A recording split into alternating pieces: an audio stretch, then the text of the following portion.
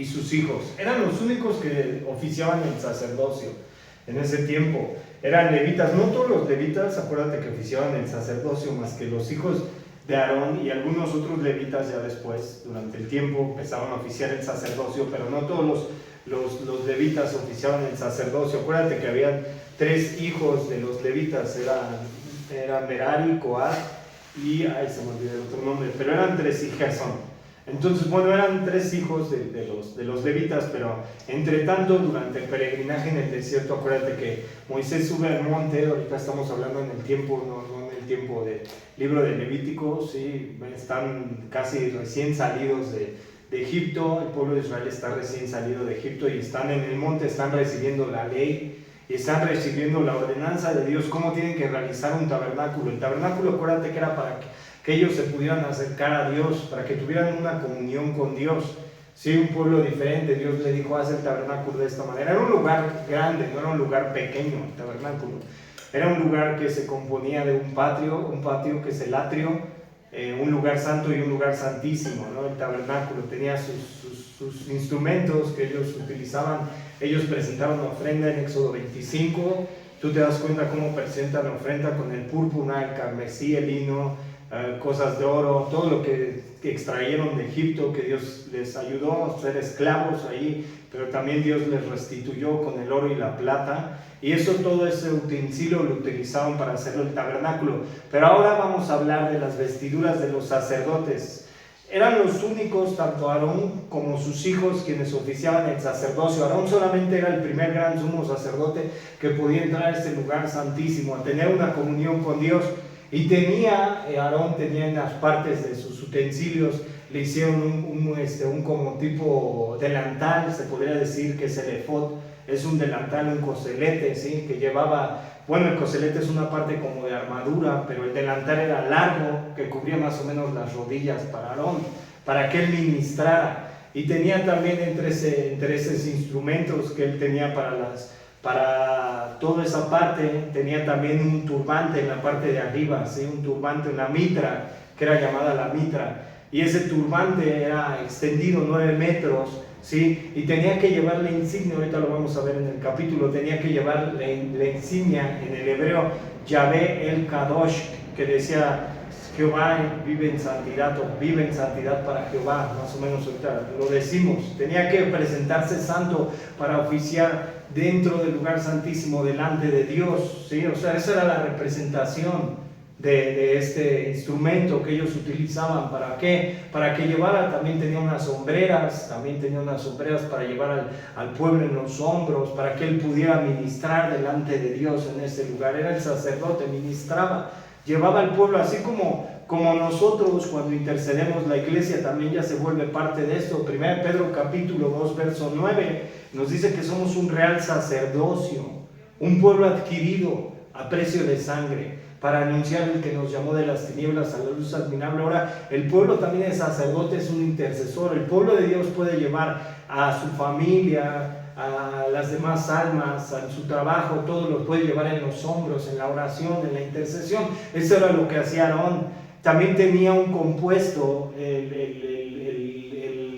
la vestimenta sacerdotal. Hombres que eran hombres que no eran sacerdotes, hombres que fueron instruidos con la sabiduría de Dios para hacer esta ornamenta. Llevaba 12 piedras de onice también en la parte del efod, y esas 12 piedras llevaban inscritas las 12 tribus de Israel. ¿Para qué? 6 de un lado y 6 del otro lado, para cuando entraran, recordaban e intercedían por las 12 tribus de Israel, ¿sí? Y también llevaba en la parte de adentro del efod, en donde estaba el coselete, un tipo como de guerra, como el que usó Goliat cuando se enfrentó a David. Eran para los guerreros, pero esta parte era para los sacerdotes, un tipo coselete, era como una armadura, ¿sí? Ahorita lo leemos bien, lo explicamos bien. Ahí llevaba el umín y el tumín. El umín y el tumín eran parte de piedras de onice, donde Dios le decía al pueblo de Israel un sí, un no. Era para consultar a Dios cuando no había profeta. Ese era el umín y el tumín, ¿sí? Entonces, bueno,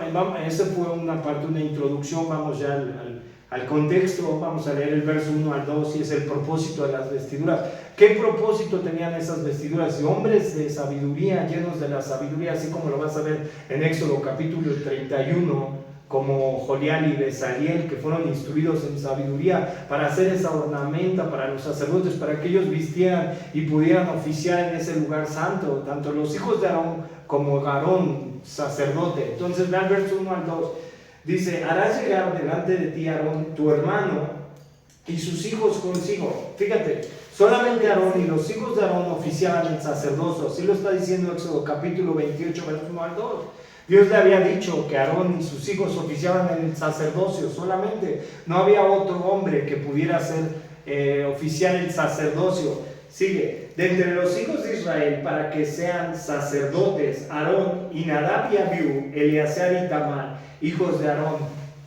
Los hijos de Aarón solamente eran aquí 4 hijos: Nadab, Abiú, Eleazar e Itamar. ¿Qué es un sacerdote? Un sacerdote básicamente es un intercesor entre Dios y los hombres. Pero Aarón era el gran sumo sacerdote. El gran sumo sacerdote solamente podía oficiar en el lugar santísimo. Acuérdate que cuando leímos el tabernáculo tenía que ser separado de un velo de lino fino, y ese velo separaba el lugar santo del lugar santísimo. Ahí solamente Aarón podía entrar a oficiar, ¿sí?, por el pueblo. Entonces esa vestimenta especial es para Aarón. Ve al verso 2: y harás vestiduras sagradas Aarón tu hermano, para honra y hermosura. La orden fue para Moisés en el monte del Sinaí, pero Dios le está diciendo cómo tiene que hacer esas vestiduras para Aarón. ¿Sí? Fíjate, ese verso 2 llama la atención porque dice: tiene que ser para honra y hermosura. ¿Cómo se tenía que presentar Aarón delante de Dios? Todo lo que hacían, ¿sí?, es como lo mismo. ¿Cómo nos tenemos que presentar nosotros como creyentes delante de Dios en todas las cosas que hagamos? La vestidura ahora ya no es así, que nos vistamos, ¿no? O sea, Gálatas capítulo 3, verso 27 nos dice: revestidos de Cristo. Eso es lo que nos dice Gálatas capítulo 3, verso 27. Son vestiduras sagradas para nosotros. ¿Cómo me presento delante de Dios? ¿Con vestiduras inmundas o con vestiduras sagradas delante de Dios? ¿Cómo yo me estoy presentando? O sea, yo me puedo presentar al Señor como yo quiera, no importa. Dios te dice: ven a mí, yo te lavo, yo te limpio, yo te hago de nuevo. Pero lo importante es presentarse delante de Dios. Tú estás viendo aquí cómo Pablo en Gálatas capítulo 3, verso 27 nos dice que nos tenemos que ser revestidos de Cristo. ¿Qué es revestirse de Cristo? En toda nuestra vestimenta, no solamente cuando Pedro está diciendo a las mujeres que se vistan, que no se vistan con joyas, con atuendos extensos, con lo mejor, con peinados ostentosos, sino lo interno, lo del corazón. Ahora ponlo para los hombres. O sea, está hablando para la mujer, ¿sí?, para las mujeres, que se tienen que tener esa vestimenta. Pero ahora ponlo en general: ¿cómo tiene que ser la vestimenta de los hombres delante de Cristo? No es la vestimenta externa, es la vestimenta interna, que es el corazón. El corazón tiene que ser lavado a través de Cristo, tiene que ser revestido con Cristo, tiene que ser formado con Cristo. Nuestro corazón, ¿cómo es? Perverso, engañoso. Nuestro corazón, ¿cómo es? ¿Quién conoce el corazón de los hombres? Solamente Dios. Entonces, así es como se tenían que presentar ellos, con gloria y con honra. Así es como la iglesia se tiene que presentar delante de Dios con honra y con gloria, ¿sí? Entonces, fíjate, en esta parte también, vámonos al verso 3 al 4, vámonos al verso 3 al 4. Y tú hablarás a todos los sabios de corazón. Fíjate, ¿quién instruye a los sabios de corazón? Dios. ¿Quién da la sabiduría al hombre? ¿Qué es lo que está diciendo este verso? ¿Cuál es el principio de la sabiduría? ¿Qué es lo que te dice Pablo, Santiago? En Santiago capítulo 3 dice que si alguno esté, bueno, Santiago, no me acuerdo el versículo, si alguno esté falto de sabiduría, pídasela a Dios, que la da sin algún reproche.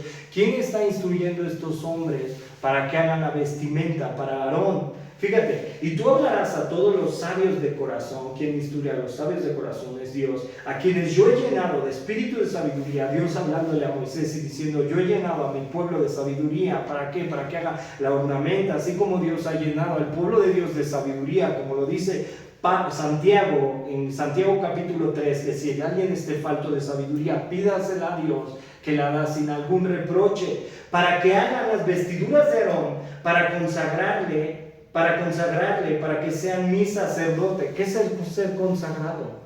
Ser presto para Dios, estar junto a Dios, consagrados, estar delante de Dios, consagrar tu vida a Dios, consagrar su familia a Dios, consagrar lo que son a Dios, consagrar la misma ornamenta que ellas llevan delante de Dios. Esa es la parte de la consagración, entregar su vida al Señor, ser consagrados al Señor. Fíjate, verso 4, vamos al verso 4. Dice, las vestiduras que harán son estas, el pectoral, tenía que llevar un pectoral. Estás hablando que es un dentinel,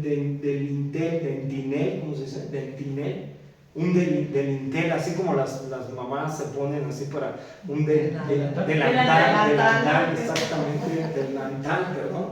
Exactamente así como estás hablando eso, pero todo ese delantal llevaba las partes, sí, el pectoral, una parte adelante en el pectoral, el efod, donde llevaba las piedras, el manto, la túnica bordada y la mitra y un cinturón. Una mitra es en la cabeza y un cinturón. Y ahí mismo también había, no lo dice aquí en el texto, pero había unas campanillas donde el sacerdote podía oficiar. Fíjate, sigue estos versos. Hagan pues las vestiduras sagradas para Aarón, tu hermano, y para sus hijos, para que sean mis sacerdotes. ¿Qué era lo que quería Dios para el pueblo de Dios? ¿Y qué era lo que quería Dios para los hijos de Aarón? Que ellos fueran sus sacerdotes, quien oficiaran, quien ministraran delante de Dios y quien se presentaran santos delante de Dios. ¿Qué es lo que quiere Dios para la iglesia? Que tú te presentes santo delante de Dios. ¿Cómo es santo? Vivir santo es vivir en apartado. ¿Qué es lo que te dice el autor de los Hebreos en el capítulo 4, verso 12? Seguid la paz con todos y la santidad, sin la cual nadie verá al Señor. No es que de repente tú como creyente así, ¿no? Tú seas el más perfecto, el más idóneo. No. Quien va a hacer la obra es el Espíritu Santo cuando tú te consagras más a Dios. ¿Cómo? A través de la oración, a través de la escritura, pasando más tiempo con Dios. Hay una consagración del creyente con Dios. Solamente así puede hacer la consagración. No es que tú seas perfecto, no. De hecho, Dios escoge lo imperfecto. En la iglesia Dios escoge lo imperfecto. Aquí en este caso Dios está escogiendo hombres consagrados. Pero tú vas a ver más adelante cómo este hombre, como ve que Moisés no baja, empieza a hacer una fiesta desenfrenada con el pueblo. Y tú no es justificación que tú digas así como creyente, bueno, eso me da el derecho de que yo haga cosas como creyente, yo viva así. No. ¿Quién nos va a ir formando? La Escritura. La palabra de Dios. Porque la palabra de Dios es útil para enseñar, para corregir, para redarguir, para instruir en justicia. Cuando yo paso más tiempo en la Escritura, por eso Dios les dijo, haz todo esto, y Dios les dio la orden en el Talmud, en el Torah. Sí, ellos tenían que pasar en la Escritura, en la ley, meditando en la ley, como antes de entrar a la tierra prometida, como lo dijo Josué, en Josué 1, capítulo verso 8, medita en la ley de día y de noche, y haz conforme en ella está escrita, y serás prosperado en todo lo que hagas, y todo lo que hagas te irá bien.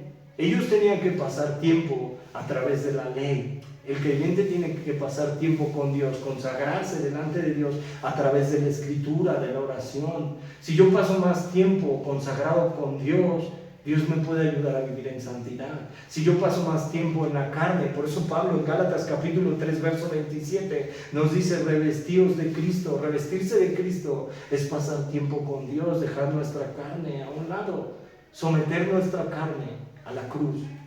Eso es lo que tiene que hacer. ¿Cómo me consagro a Dios? ¿Cómo me presento? Si la iglesia, como lo dijo Pedro en 1 Pedro capítulo 2 verso 9, es pueblo escogido, un pueblo que Dios escogió, igual que escogió tanto a Aarón y a sus hermanos para que ministraran delante de Dios en el tabernáculo. Así Dios ha escogido a la iglesia para que la iglesia sea santa, apartada, santidad, sí, que no practique. Fíjate, estos versos, ¿no? Del verso 1 al 4.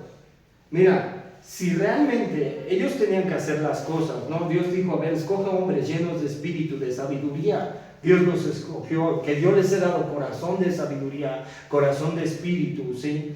Y Dios los ha hecho. Si realmente se hace para la gloria de Dios el servicio manual y práctico, requiere la dirección del Espíritu Santo tanto como lo que normalmente consideramos servicio espiritual. Eso es lo que se tiene que hacer también como creyente. Todo lo que hagamos, dice Pablo en Colosenses capítulo 3, verso 23, y todo lo que hagamos, hagámoslo de corazón como para Dios y no para los hombres. Todo en mi trabajo, en mi vida, con mi familia, en el servicio, en lo que estoy haciendo. El mejor servicio no solamente es dentro de la iglesia, el mejor servicio también es con nuestros seres queridos, con nuestra familia, si estamos casados con la esposa, ¿sí? Si no estamos casados con los quienes vivimos. Ese es el mejor servicio en la comunidad, en la sociedad, en el trabajo. Ese es el mejor servicio también para el creyente, que mostremos los frutos. Mismo Jesús dijo, por sus frutos os conocerán. El árbol bueno da buenos frutos, mas el árbol malo es cortado y arrojado al fuego. Fíjate, entonces mira, ¿en dónde aprendieron todo esto? Los esclavos hebreos deben haber aprendido artes y oficios egipcios. Acuérdate que ellos estuvieron en Egipto y aprendieron. Dios les dio la sabiduría, los instruyó. A veces tú cuando piensas y dices, bueno, ellos fueron instruidos en Egipto, y Egipto era un horno de hierro para los judíos. Es mencionado 3 veces en la Biblia, horno de hierro, en Deuteronomio, en Jeremías, y en otra parte de la Biblia es mencionado como el horno de hierro. ¿Y por qué era un horno de hierro? Porque se tenía que fundir la piedra para sacar el hierro y tenía que tener calor, y era la representación de Egipto, ser un horno de hierro donde ellos tuvieron que ser pulidos, ¿sí me entiendes? Pulidos, y Dios les tuvo que quitar todas las asperezas y todas las cosas, y a veces nosotros también nos encontramos en un horno de hierro donde el Señor está tratando con nosotros, y ahí Dios nos enseña cómo quiere que seamos como creyentes delante de Él. Por eso el creyente a veces vive también prueba. Ese es el horno de hierro. A través de la prueba, a través de la instrucción, Dios en Egipto, Dios los instruyó a los judíos para que ellos aprendieran a tejer el lino, a utilizar los ornamentos para las vestiduras sacerdotales. Entonces fíjate, como la metalurgia, el hilado, el tejido, el bordado durante su estancia en Egipto. O sea, Egipto no fue malo para los judíos. A veces podemos decir que Egipto pudo ser un lugar de servidumbre, de esclavitud para los judíos, pero Dios estaba instruyendo en el horno de hierro a los judíos para que después ellos oficiaran delante de Dios y aprendieran cosas para servirle al Señor. Entonces, cuando a veces nosotros nos encontramos, y tú ves al mismo Moisés desde el Éxodo, tú ves a Moisés en Éxodo, al principio del Éxodo, del libro de Éxodo, y tú ves a Moisés yendo y haciendo justicia por su propia mano. Cuando él estaba en Egipto, mata a un egipcio. ¿Por qué? Porque quería libertar a su pueblo. Dijo, Dios me dijo, soy un libertador, yo tengo que libertar a mi pueblo. Pero realmente él lo estaba haciendo a sus fuerzas. ¿Y qué fue lo que hizo Dios con Moisés? Lo tuvo que llevar a apacentar a las ovejas de su suegro Yetro. Y a veces Dios hace eso con nosotros, trata, porque nos quiere que instruir. Y no es malo, ¿sí me entiendes? Yo veo a Dios bueno en todas las cosas que hace. Entonces yo veo, por ejemplo, a José el soñador. Me estoy yendo un poco más lejos de lo que estamos hablando, pero veo al José soñador, y de repente José el soñador en Génesis 37, vendido por sus hermanos en Egipto. Sí, pero ¿para qué? Para que ellos pudieran entrar a Egipto. ¿Para qué? Para que ellos entraran después a la tierra prometida y después salir de la esclavitud de Egipto. Y la Biblia dice en Romanos capítulo 8, verso 28, y los que aman a Dios conforme a su propósito son llamados, y todas las cosas obran para bien. Lo que a veces vemos malo es bueno, o lo que a veces vemos duro es bueno. ¿Por qué? Porque Dios nos está forjando. Lo que pasa es que hoy en día el mundo, ¿qué te dice? No sufra, que no te pase nada, siempre todo bien, siempre decláralo, decrétalo, obténlo. Pero realmente tú ves la mano de Dios instruyendo a su pueblo para que después les sirvan. Y eso es bueno, porque Dios nos tiene que instruir, nos tiene que pasar por el fuego, como un metal, ¿sí? Para después mostrar su incandescencia. Fíjate, siguen estos versos. Ahora, Dios no llena solo de espíritu a los pastores, sino a los trabajadores con las manos. Dios llena del espíritu, así como llenó a estos hombres. Dios nos llena del espíritu, nos capacita. ¿Para qué? Para que después evangelicemos, para que prediquemos la palabra. No es que seamos muy elocuentes para hablar la Biblia, no es que seamos los mejores, no es que tengamos mucha carne de dónde agarrar. ¿sí? Para enseñar la escritura. No, es simplemente el Espíritu de Dios a través de nosotros. Eso es lo que hace Dios. Fíjate, dice, sabios de corazón, llenos del espíritu de sabiduría, y no eran ni Moisés Aarón, eran sastres y costureros. Y en la iglesia es igual. Dios instruye a hombres, tanto a mujeres, para el ministerio y también para servir en sus casas, en sus comunidades. Ahora fíjate, cada parte hace un sacerdote. Aarón no podía ser sacerdote sin que otros hicieran su ropa. Necesitaba el pectoral que hacía uno, el efod que hacía otro y la mitra que hacía otro. Así es la iglesia en 1 Corintios capítulo 12, donde nos habla Pablo de los dones espirituales. Dios ha dado dones a la iglesia para que sean utilizados por Él, pero los dones han sido dados por el Espíritu. Dice que a uno le fue dado don de ciencia por el mismo Espíritu, a otro don de profecía por el mismo Espíritu, a otro don de palabra por el mismo Espíritu. ¿Y quién nos ha dado los dones espirituales? Entonces, cuando tú lees también Romanos capítulo 4, Pablo mismo habla de los dones espirituales y dice que a algunos formó maestros, a otros apóstoles, a otros pastores, a otros evangelistas, todos para llevar al cuerpo, la iglesia, a Cristo, a la perfección, al conocimiento de la estatura del varón perfecto que es Cristo. Entonces Dios instruyó a la iglesia, así como Dios instruyó a los que están formando las vestiduras, tanto de Aarón como de sus hijos. Es Dios quien hace las cosas, no podemos jactarnos de nada. Fíjate, ahora vámonos a los siguientes versos, 5 al 14, del verso 5 al 14. Dice así, tomarán oro. Acuérdate que el oro ellos lo trajeron de Egipto. Azul, el azul lo extraían de la parte más baja del mar a través de los crustáceos. Es el púrpura y el azul también de los crustáceos.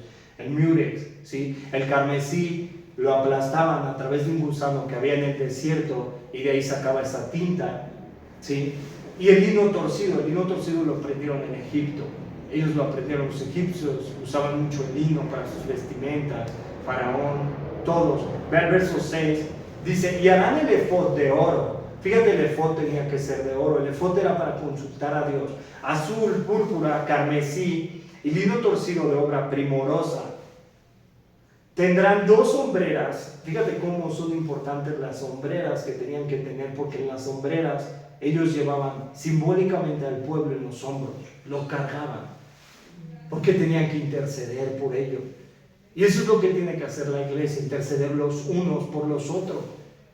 Pablo hablaba de la intercesión, no me acuerdo en qué carta, pero es bien importante que la iglesia interceda unos por los otros.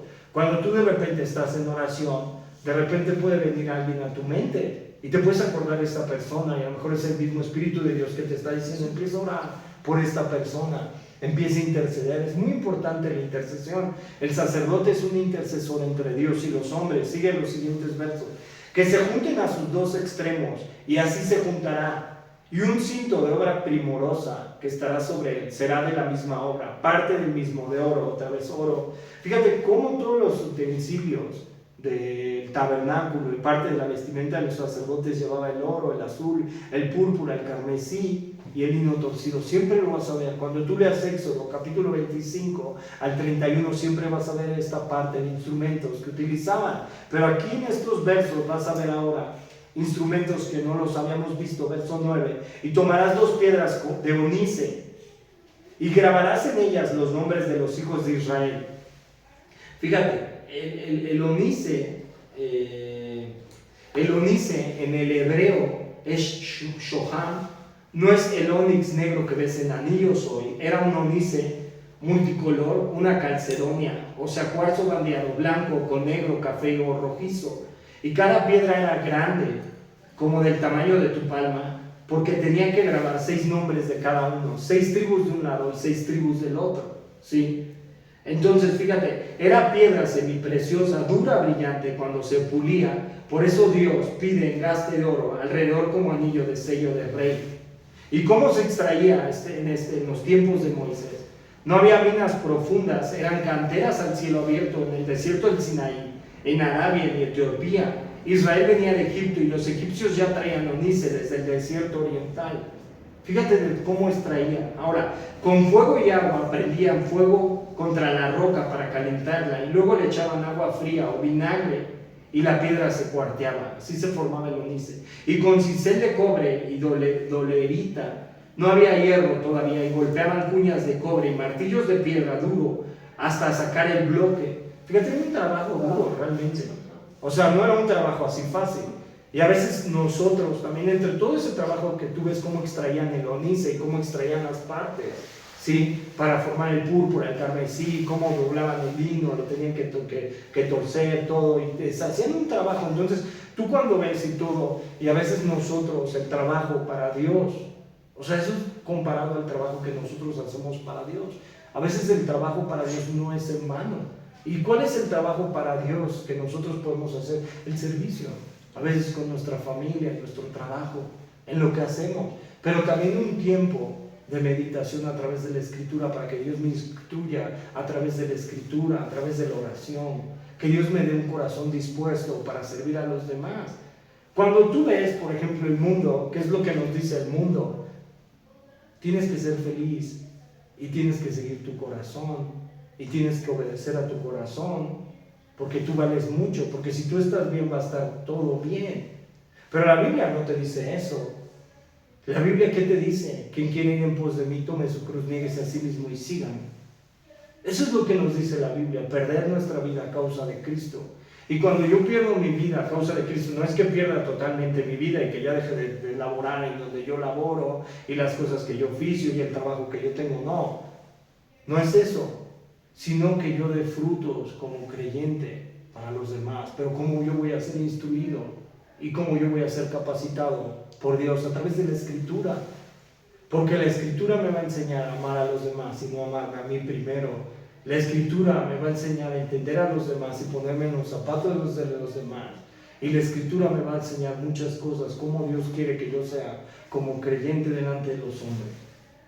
Porque solamente el corazón puede ser mudado a través de Cristo, no a través de mí solo. Porque acuérdate que tú y yo somos pecadores. Todos los hombres somos pecadores, fallamos. Y así como ves cómo extraían el ónice y cómo le hacían para extraer el miure, el púrpura, el carmesí, todo, así Dios quiere extraer de nuestro corazón lo más duro. ¿Sí? Fíjate, siguen en esta parte de los versos.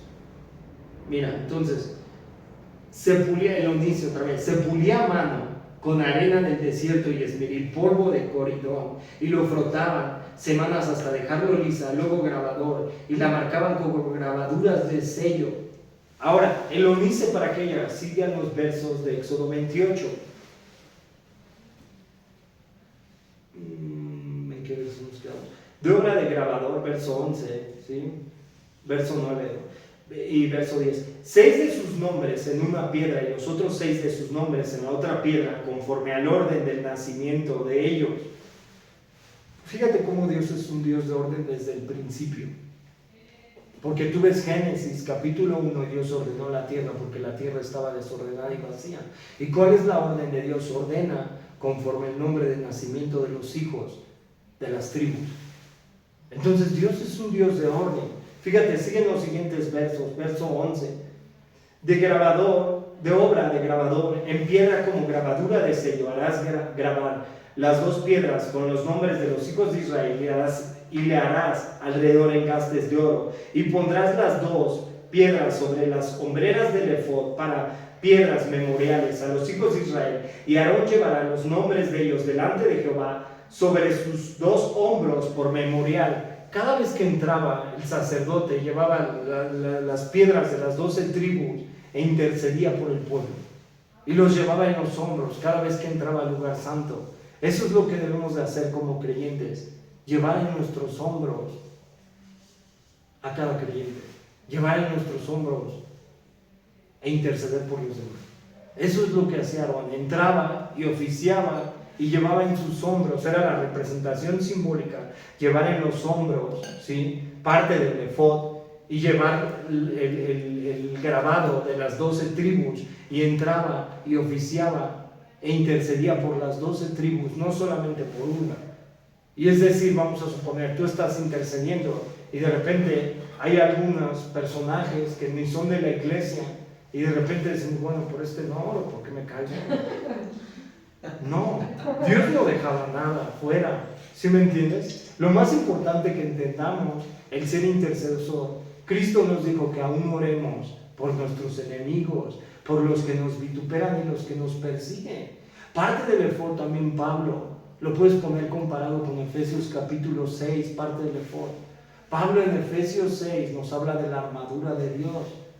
Y cuando Pablo en la armadura de Dios nos dice que la lucha no es contra sangre ni carne, hay personas que a veces no son nuestros enemigos y que tenemos que interceder por ellos, porque la Biblia nos dice que todos los hombres tienen que ir al conocimiento de la verdad y Dios no quiere que ningún hombre se pierda. Y cuando nosotros vemos, o sea, estamos hablando que Aarón entraba por las 12 tribus, pero lo estoy poniendo así como el día de hoy, que tú tienes que ser un intercesor y aún tienes que interceder por tus enemigos, porque los que te tiran tierra, por los que no te quieren. ¿Qué tal si tú puedes ganar un alma para Cristo? ¿O qué tal si una alma se ha ido del camino y tú haces volver a esa alma al camino? Eso es lo que nos dice la Biblia, que cuando tú haces volver a un alma al camino, pagas multitud de pecados. Y es importante que lo entendamos, interceder por todos, por nuestras autoridades, para que vivamos quieta y reposadamente, por los vecinos, por todos los hombres. La iglesia no puede decir así, ¿no? De repente la iglesia no puede decir, oye, mira, estos practican santería, no vamos a orar por ellos. Estos hacen estas prácticas, estos no quieren nada con Dios, ¿por qué vamos a orar? ¿Para qué les predicamos? No, al contrario, así como Aarón entraba y ponía al pueblo en sus hombros, tenemos que interceder por todos y sobre todo por la iglesia, en ser unos intercesores, llevar a nuestros hombros familiares, llevar a nuestros hombros hermanos en Cristo, estar intercediendo. ¿Por qué? Porque a veces la oración de nosotros se vuelve para nosotros mismos. Y no es malo que tú ores por tus propias necesidades. La Biblia te habla y te dice que tú ores por tus propias necesidades, porque es bueno que tú ores por lo que necesitas, pero también tienes que orar por los demás. Tienes que orar por todos. Eso es lo que debemos de entender como creyentes. Fíjate, sigue en el siguiente verso, verso 13. Harás pues los engastes de oro y 2 cordones de oro fino, los cuales harás en forma de trenza, y fijarás los cordones de forma de trenza en los engastes. Fíjate, ahora, mira, tú y yo ya no usamos el efod, ¿sí? Pero ya lo dijimos, cargamos en oración a nuestra familia en los hombros, como Aarón cargaba las piedras. Consultamos a Dios. No con, ahorita nos vamos a decir del Urim y el Tumim, no lo hemos dicho. Consultamos a Dios, no con Urim, sino con la palabra y el Espíritu Santo. Y nuestro foto hoy es Cristo. Sin Él no podemos entrar a la presencia de Dios. No tenemos que ponernos todo ese ornamento para entrar a la presencia de Dios. Con Cristo, Cristo ya rasgó el velo que separaba el lugar santo del lugar santísimo y nos dio la entrada al Padre. Vamos a los siguientes versos, 15 al 30.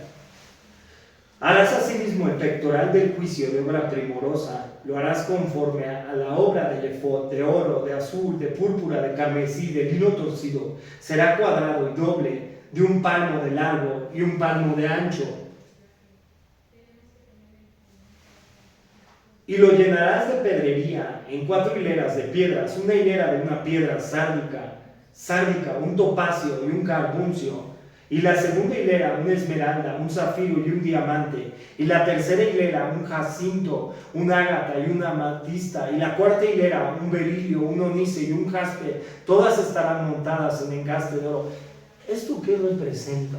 ¿Qué se te viene a la mente cuando lees todo esto? El zafiro, el carbuncio.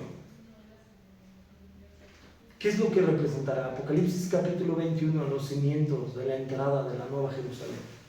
Eso es lo que el apóstol Juan ve, los cimientos. Fíjate, ve Apocalipsis capítulo 21, verso 9, vamos a leerlo. Es importante, fíjate cómo Dios les da la orden, porque está viendo una forma celestial, una representación del cielo en la tierra. Si tú a veces piensas y dices, bueno, las cosas de Dios, o sea, son fábulas, porque así muchos piensan, ¿no? O sea, el que no está en Cristo piensa más así, ¿no? Y dicen, ay, qué idea tan loca les han metido ustedes como cristianos. Están locos, ¿no? O sea, si la humanidad los hombres llevan más de tantos millones de años y todo, ¿y por qué empiezan a contar desde el tiempo de Adán hasta ahorita, 7,000 años de la tierra. No, la tierra lleva mucho más tiempo, y tú ves a los neandertales y todo eso, y de repente tú entras en polémicas de hombres. Pero la Biblia no te dice eso. La Biblia te dice cosas diferentes, como dónde empiezan las primeras civilizaciones que ellos también estudian, cómo eran los sumerios. Y los sumerios eran parte de los que hicieron la Torre de Babel. Entonces tú te das cuenta, y Dios llama a Abraham de Mesopotamia, y de ahí dice las primeras civilizaciones, y de dónde se originan los hombres. Y te puedes dar cuenta que esas mismas civilizaciones son las que a veces nos enseñan en la escuela. Porque esas civilizaciones no las enseñan. Cómo nace el hombre, cuáles fueron las primeras civilizaciones, y todas esas primeras civilizaciones están en la Biblia, y esa representación que Moisés ve está en el cielo. Dios le dice, es una representación del cielo, y vas a hacer el efod con este tipo de instrumentos, zafiro. ¿Sí? Entonces ve Apocalipsis capítulo 21, vamos a Apocalipsis, verso 9 al 20. Vino entonces a mí uno de los 7 ángeles que tenían las 7 copas llenas de las 7 plagas postreras, y habló conmigo diciendo, ven acá, y yo te mostraré la desposada y la esposa del Cordero. ¿Quién es la esposa? La iglesia. Y me llevó en el espíritu un monte grande y alto, y me mostró la gran ciudad santa de Jerusalén, que descendía del cielo de Dios. ¿Qué es lo que está viendo Juan? La gran Jerusalén.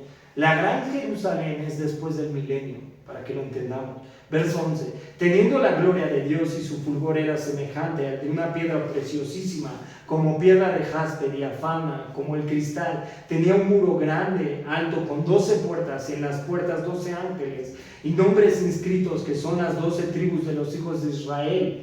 Al oriente 3 puertas, al norte 3 puertas, al sur 3 puertas, y al occidente 3 puertas. Y el muro de la ciudad tenía 12 cimientos, y sobre ella los 12 nombres de los 12 apóstoles del Cordero. Y el que hablaba conmigo tenía una caña de medir de oro para medir la ciudad, sus puertas y su muro. Y la ciudad se halla establecida en el cuadro, y en su longitud es igual a su anchura. Y él midió la ciudad con la caña, 12,000 estadios, la longitud, la altura y la anchura de ellas son iguales. Y midió su muro 144 codos de medida y de hombre, y la cual es del ángel. Y el material de su muro, aquí pon atención, y la material de su muro era de jaspe, pero la ciudad era de oro puro, semejante al vidrio. Y los cimientos del muro de la ciudad estaban adornados con toda piedra preciosa. El primer cimiento era de jaspe, el segundo de zafiro, el tercero de ágata, el cuarto de esmeralda, el quinto de onice, el sexto de cornalina, el séptimo de crisolito, el octavo de berilio, el noveno topacio, el 10º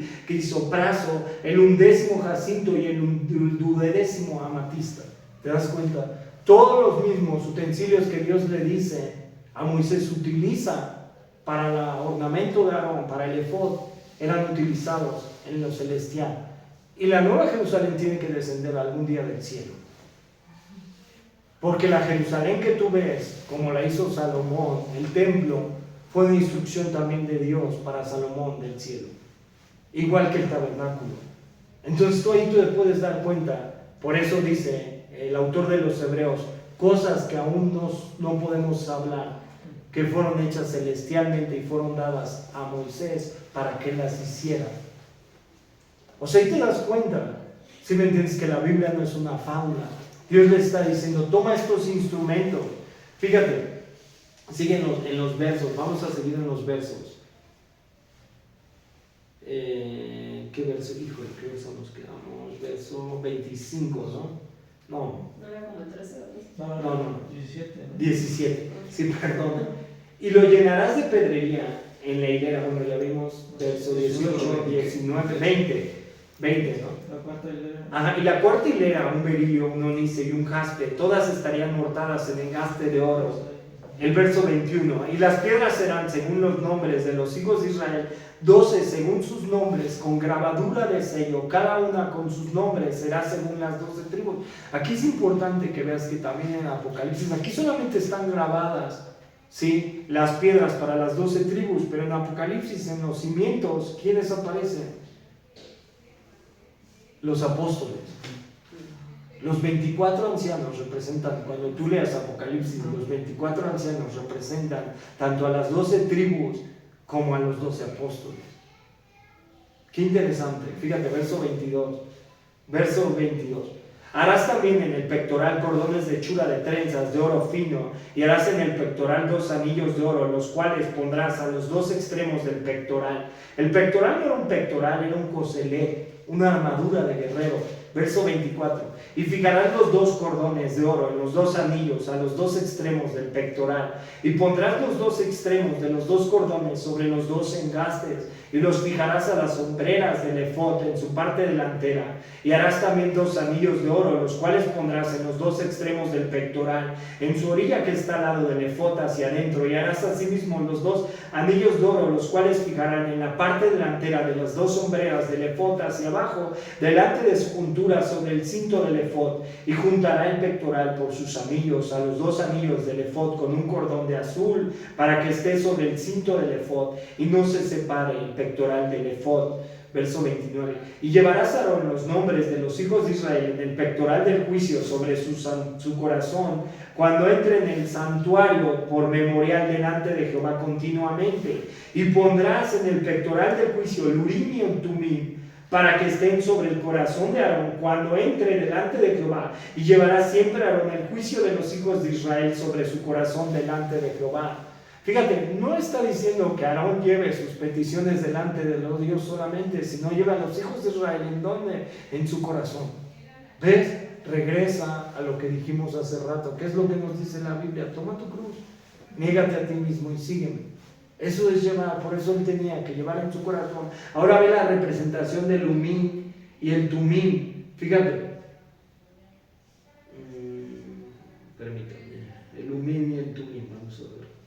Mira, era para consultar a Dios el Urim y el Tumim cuando el pueblo no sabía qué hacer. El sacerdote consultaba ahí a Dios y respondía, y el efod era como el lugar donde Dios hablaba de las decisiones. Fíjate, por ejemplo, cargamos a Dios en oración. Está hablando del Urim. Cargamos, bueno, perdón, yo me equivoqué. Vamos a seguir. Ahí te va. Ya, disculpen, me perdí. El Urim significa luces y Tumim significa perfecciones o verdades. Eso es lo que significa. Y nadie sabe exactamente cómo eran físicamente. La Biblia no lo describe, pero los judíos creen que eran 2 piedras o piezas pequeñas distintas a las 12 del pectoral, que se guardaban dentro del pectoral. O sea, iban dentro, es un coselete el pectoral, ¿sí? En una bolsita detrás de las piedras. ¿Y para qué servían? Para preguntar a Dios sí o no, cuando no había un profeta a mano, de lo que dijimos. Por ejemplo, un ejemplo es, subimos a la guerra, el Urim brillaba, era un sí, y nos quedamos, el Tumim no, espera. Entonces, cuando tú ves, no era algo así para que adivinaran el futuro, con quién se iban a casar, no era algo así como místico. ¿Cómo le llamarían? ¿Cómo le podrían llamar? Algo como místico, esotérico, no sé, ¿no? Algo así, ¿no? Esotérico, no. Era algo donde consultaban a Dios para que Dios les dijera un sí y un no. Y el Tumim brillaba, ¿sí? Y el Urim brillaba y el Tumim no, era una espera. Entonces, fíjate, por ejemplo, cuando tú ves Primera de Samuel, capítulo 23, verso 9 al 12, tú ves a David yendo con Abiatar. Y cuando David tomaba sus propias decisiones, cuando está en Keila, cuando están peleando con los filisteos, tú lo ves a David tomando sus propias decisiones y haciendo así unión con los filisteos, y siendo el pueblo así hasta el pueblo era tomado por los otros, ¿sí? Por los otros que estaban en contra de David, por la guerra, y tomaban todo su pueblo. Entonces, cuando David consulta el efod y está en Keila, ¿sí? Y va y consulta a Abiatar, el gran sumo sacerdote, él sube a Keila a luchar contra los filisteos. Entonces tú te das cuenta, esa es la representación más bíblica, que tú puedes ver cómo se utilizaba, una parte de las representaciones bíblicas, cómo se utilizaba el Urim y el Tumim, pero no era algo que ellos utilizaban para otra cosa, sino para consultar a Dios solamente, cuando no había un profeta. Fíjate, ¿y cómo funcionaba? Hay 3 ideas de cómo funcionaba. Una se iluminaba y otra No, eran como dados sagrados que se sacaban del pectoral y Dios ponía la respuesta en la mente del sumo sacerdote cuando los tocaba. La Biblia no nos dice el mecanismo, solo que Dios respondía. ¿Y qué pasó con estos en la historia? ¿Qué pasa con el Urim y el Tumim? Después del exilio de Babilonia, en Esdras capítulo 2, verso 63, dicen, hasta que hubiese sacerdote con Urim y Tumim, o sea que ya no había. En ese tiempo, cuando ellos fueron exiliados, ya no había Urim y Tumim. Entonces, bueno, ahora lo acabamos de decir. Antes Dios hablaba por luces. Ahora Dios, ¿qué nos da? La palabra completa. La escritura, toda la escritura, que es la luz y verdad perfecta. ¿Qué dijo Jesús? Yo soy la luz de este mundo. Quien me siga no andará en tinieblas. ¿Qué es lo que te dice el apóstol Pablo? Despiértate, tú que duermes, y te alumbrará Cristo, porque los días son malos. Vean cómo viven y sean sabios en su manera de vivir, y no vivan como a necios, sino como sensatos en Cristo. Entonces, ya no necesitas eso, necesitas la escritura y el Espíritu Santo. Cuando tú recibes al Señor dentro de tu corazón, el Espíritu Santo habita dentro de ti, y dentro, no en una bolsa del pectoral, sino en tu corazón. Ve el verso 31 al 35. Harás el manto del efod, todo de azul, y en medio de él por arriba habrá una abertura, la cual tendrá un borde alrededor de obra tejida, como el cuello de un coselete, para que no se rompa. Un coselete era una armadura, ya lo dijimos. Y en sus orlas harán granadas de azul, de púrpura y carmesí alrededor, y entre ellas campanillas de oro alrededor.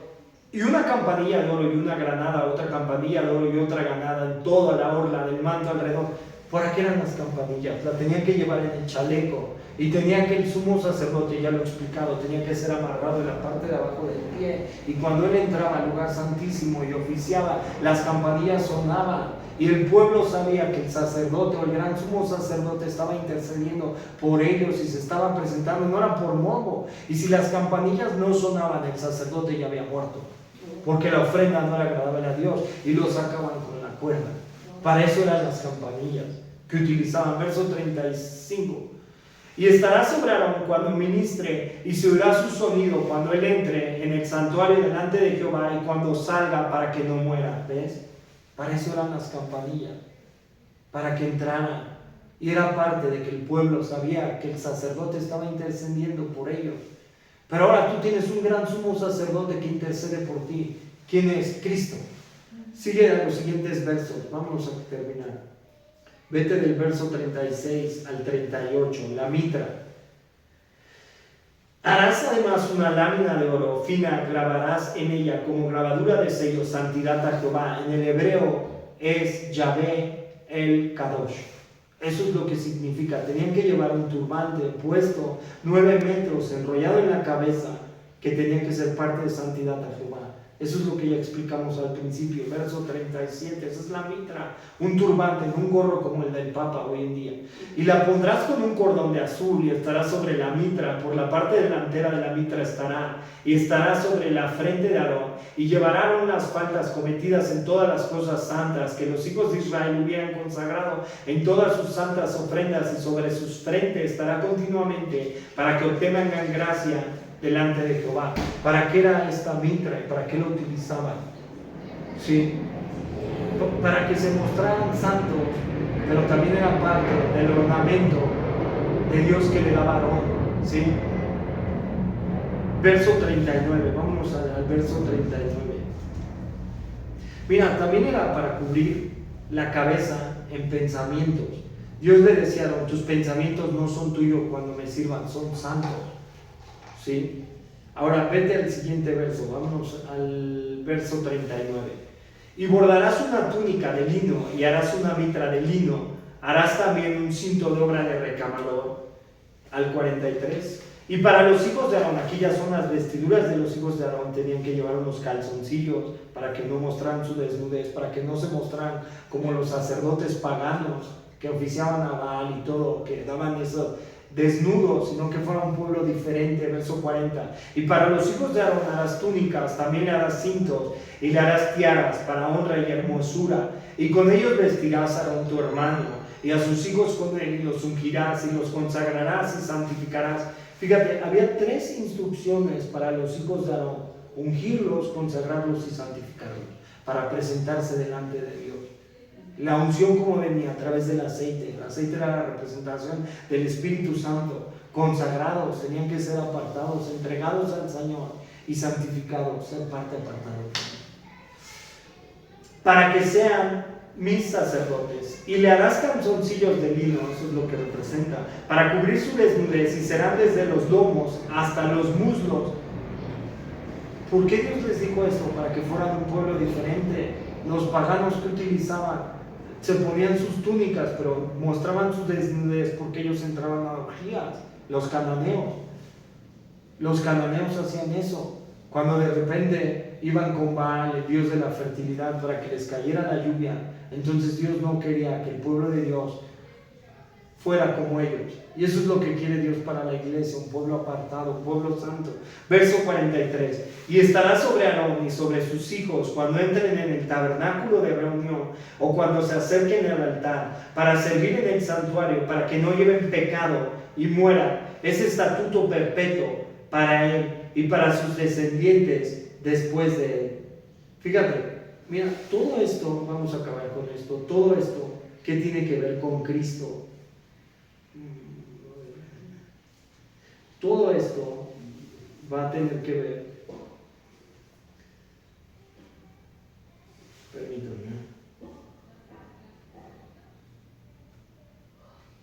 todo esto tiene que ver con Cristo. ¿Por qué? Aquí vemos, mira, todo esto,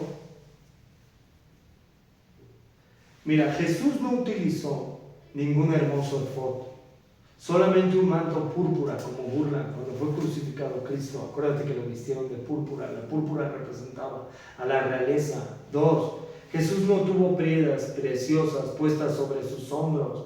Todo lo que vimos, solo la cruz que nos merecíamos. Jesús cargó su cruz cuando va en el camino al Calvario.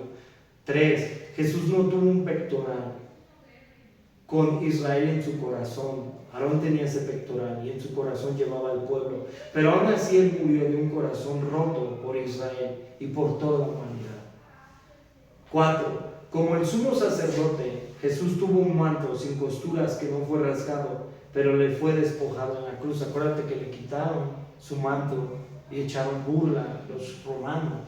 Se cumplió una profecía, lo escarnecieron y le quitaron el manto. 5, Jesús no escuchó ningún sonido delicado de campanillas que probaron que el sumo sacerdote estaba vivo, solo el sonido de los clavos clavándose para asegurar la muerte de nuestro sumo sacerdote. 6, Jesús no usó mitra de lino, pero usó una dolorosa corona de espinas.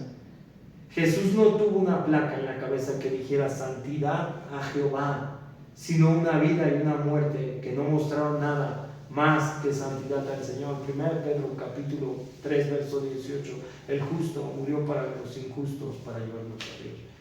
8, Jesús no tuvo calzoncillos de lino para esconder su desnudez, sino cargó con nuestros pecados en la cruz con una desnuda vergüenza. El efod apunta aquí en Cristo. Toda la escritura apunta a Cristo.